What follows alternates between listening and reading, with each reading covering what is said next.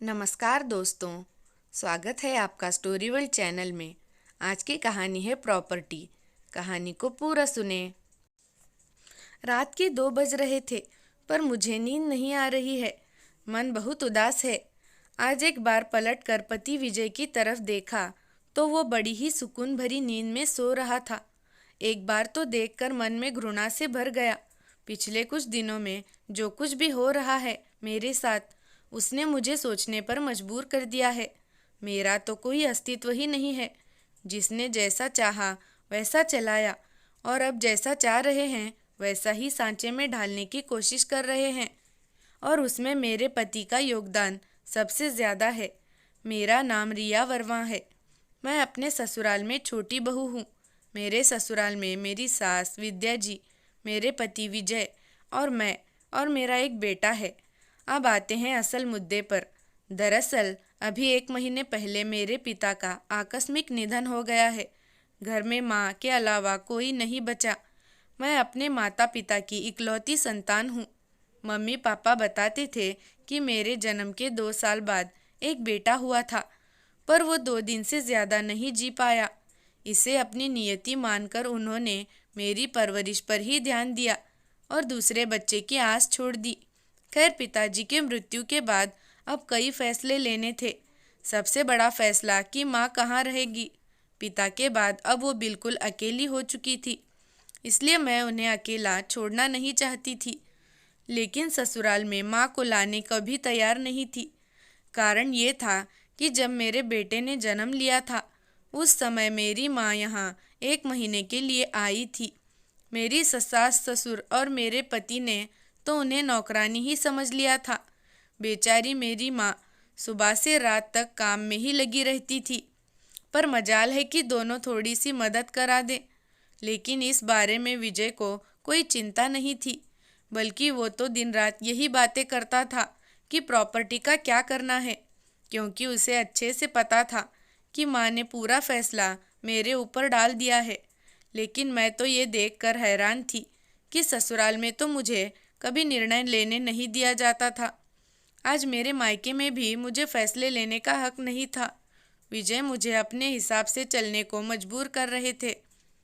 इस 1 महीने में मुझसे कई बार कह चुके थे कि अपनी माँ से कहो कि प्रॉपर्टी मेरे नाम कर दे, तो मैं उनकी जिम्मेदारी उठाने को तैयार हूँ।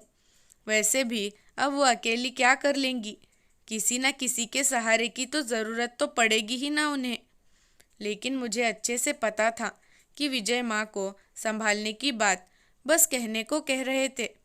जो इंसान अपनी बीवी के हाथ में खर्चे देने से पहले 10 बार सवाल जवाब करता हो, वो उसकी माँ के खर्चे कहाँ उठाएगा।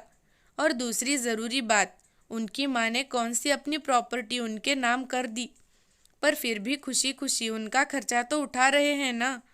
तुम्हारे भैया भाभी तो बाहर रहते हैं, साल में 2-3 बार आते हैं और सारा खर्चा विजय ही उठाते हैं। तो ये इंसान मेरी माँ से सौदेबाजी क्यों करना चाहता है। बस यही बात मेरे दिल को चुभ रही है। कल रात सासू माँ से इस बारे में बात की तो उन्होंने मुझे ही डांट दिया। क्या गलत कह रहा है वो। मेरा बेटा तुम्हारी माँ के खर्चे क्यों उठाएगा। बेचारे को कोल्लू का बैल समझ रखा है क्या। पर माँ जी, जैसे आप हमारी जिम्मेदारी हो, वैसे ही मेरी माँ भी तो हमारी जिम्मेदारी है ना। तू मेरी बराबरी अपनी माँ से कर रही है। अरे, मैंने अपने बेटे को जन्म दिया है, पाल पोस कर बड़ा किया है, बदले में वो मेरी सेवा कर रहा है। तो तुझे ये देखकर जलन क्यों हो रही है। इतना ही सेवा करवाने का शौक था तो एक बेटा और पैदा कर लेती थी तेरी माँ। और वैसे भी औरत को क्या पता कि किस तरह से फैसले लेने हैं। तेरे पिता के बाद अब वहाँ विजय ही लेगा ना फैसले। हो न हो, गलत तो कुछ नहीं कह रही थी वो। मैं बेटी हूँ, बेटा नहीं। ये मेरी सास ने आज बता दिया था मुझे। पर बेटा मजबूत हो और बेटी कमज़ोर, ऐसा हो नहीं सकता। अब मेरे दिमाग में एक ही बात है। मैं निर्णय ले चुकी हूँ कि मुझे क्या करना है। वो निर्णय लेकर मैं सो गई।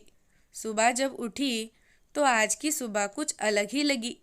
मैं जल्दी जल्दी घर के काम कर रही थी। मुझे देखकर मेरी सासू माँ विजय से बोली, आज बहू को कहीं जाना है क्या। बड़ी जल्दी काम कर रही है आज। विजय ने मुझसे कहा। कहीं जा रही हो क्या तुम? हाँ, माँ के पास अपने मायके जा रही हूँ। क्यों? तुमने तो मुझसे पूछा भी नहीं। सोच रही हूँ कि वहाँ का घर बेच दूँ। मेरी बात सुनकर विजय के चेहरे पर चमक आ गई। इससे पहले विजय कुछ कहता, मैंने कहा, सोच रही हूँ कि वहाँ की प्रॉपर्टी बेचकर यहाँ माँ के नाम पर एक छोटा सा मकान ले लूँ और बाकी पैसे माँ के नाम से अकाउंट में ट्रांसफ़र कर दूँ। माँ के खर्चों में काम आएंगे। माँ पास में रहेंगी तो मैं भी उन्हें आसानी से दिन में जाकर संभाल लूँगी। अच्छा, अब इतनी हिम्मत हो गई तुम्हारी कि तुम अब मेरे फैसले के ऊपर जाओगी। देख रहा हूँ बहुत ज़्यादा बोलने लगी हो आजकल। मैं आपके फैसले के ऊपर कहाँ जा रही हूँ? मैंने कभी ससुराल के बीच में नहीं बोला। कभी किसी निर्णय में आपने मुझे साथ में नहीं लिया। पर अब तो मेरे मायके से संबंधित फैसला है और वो मैं ले सकती हूँ। मेरी माँ है, उन्होंने मुझे जन्म दिया है, तो उनके बारे में सोचने की जिम्मेदारी मेरी ही है ना। अगर मैं नहीं सोचूंगी तो लोग सौदेबाजी करने को तैयार हो जाएंगे और वो मुझे मंजूर नहीं। बहू, अपनी माँ के लिए तू हमसे लड़ने को तैयार है? अब की बार बीच में मेरी सास ने मुझे टोका। माँ जी, आप ही ने मुझे ये रास्ता बताया है। आपने कहा था ना कि मेरा बेटा है, वो तुम्हारी माँ की जिम्मेदारी क्यों उठाएगा? इसी तरह मैं अपनी माँ की बेटी हूँ। अगर मुझे रोका तो मैं भी आपको नहीं देखूंगी। अच्छी तरह से याद रखिएगा, आपका बेटा सिर्फ कमाता है, पर इस मकान को घर मैं बनाती हूँ।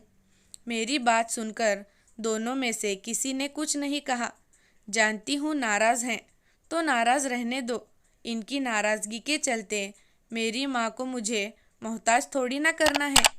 बस फटाफट अपना काम निपटा कर मैं चल पड़ी अपने फैसले को अमल में लाने के लिए। धन्यवाद।